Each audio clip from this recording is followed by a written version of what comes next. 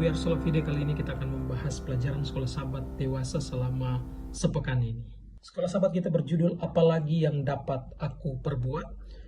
Yohanes pasal 18 ayat 37 mengatakan, maka kata Pilatus kepadanya, jadi engkau adalah raja? Jawab Yesus, engkau mengatakan bahwa aku adalah raja.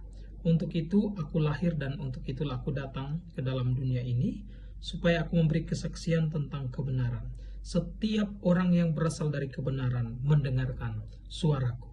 Kalau kita lihat di dalam Alkitab, setan dan antek-anteknya atau dengan pengikut-pengikutnya sering mempertanyakan karakter Tuhan di hadapan para malaikat atau di hadapan seluruh alam semesta ini. Bahkan di atas dunia ini, saudara-saudara sekalian, hanya sedikit dari antara kita yang berpikir bahwa Tuhan itu kasih dan bahwa Dia peduli dengan kita, manusia yang ada pada saat ini. Untuk itu, karena tuduhan itu diberikan kepada Tuhan, ya, Tuhan harus menunjukkan kepada kita bahwa bagaimana karakter Tuhan sebenarnya. Apakah peran Tuhan di dalam kehidupan kita sebagai manusia? Kitab sendiri mencatat bagaimana karakter daripada iblis. Wahyu pasal 12 ayat 9, dia adalah seorang penipu, dia adalah seorang pembunuh, dia seorang penuduh, dia adalah seorang perampas kekuasaan. Berbeda jauh dengan karakter daripada Kristus. Yohanes pasal 18 ayat 37, dengan hidupnya Yesus memberikan kesaksian tentang kebenaran. Roma pasal 3 ayat 25 dan 26, dengan kematiannya di atas kayu salib ia memperoleh kemenangan atas iblis dan menunjukkan keadilan dan kasih Allah kepada seluruh umat manusia. Wahyu pasal 20 ayat 10 sampai 14. Akhirnya dia akan menghancurkan setan, kematian dan kejahatan daripada setan. Dengan kata lain, Yesus menang di atas kayu salib. Kita tahu bersama konsekuensi dosa dari manusia mengakibatkan kematian. Tapi puji Tuhan, ya, Kolose pasal 2 ayat 15 di sini, bahwa dengan jelas menunjukkan kepada kita pekerjaan Yesus di atas kayu salib itu menghidupkan saya dan saudara, sehingga kita mempunyai jaminan keselamatan. Sekalian menarik, kitab Yesaya pasal 5 di sini mencatat ada perumpamaan yang sangat menarik. Jadi intinya, Tuhan memberi kita kebebasan untuk memilih agar kita dapat mencintai dengan tulus akan pencipta kita. Sebenarnya saudara-saudara sekalian, kita berhak untuk dihukum.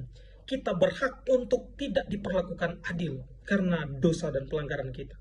Tapi puji Tuhan, Tuhan tetap memberikan kesempatan untuk kita bisa menghasilkan buah, untuk bisa hidup yang kekal. Sering sekali dalam kehidupan kita, kita sering mengeluh tentang penderitaan yang kita alami. Sering sekali kita melihat bagaimana ketidakadilan yang kita alami. Tapi saudara-saudara sekalian, dari sisi ini, kita jarang memikirkan tentang penderitaan daripada Tuhan atau Allah. Allah berulang kali berseru agar kita kembali kepadanya. Ia telah memberikan kita karunia yang paling berharga, yaitu anaknya, Yesus sendiri. Saudara-saudara, saya mau bilang, kita bersyukur sebagai orang Kristen bahwa kita mempunyai jaminan untuk selamat. Dan tidak ada agama di dunia ini yang menjamin keselamatan selain kekristenan. Yesus sendiri mengklaim, akulah jalan dan kebenaran dan hidup.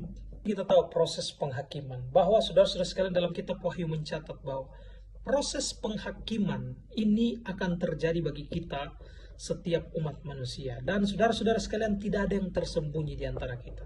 Pada akhirnya kita akan melihat Tuhan adalah Allah yang sanggup untuk menyelamatkan kita. Dan Tuhan adalah Allah yang benar.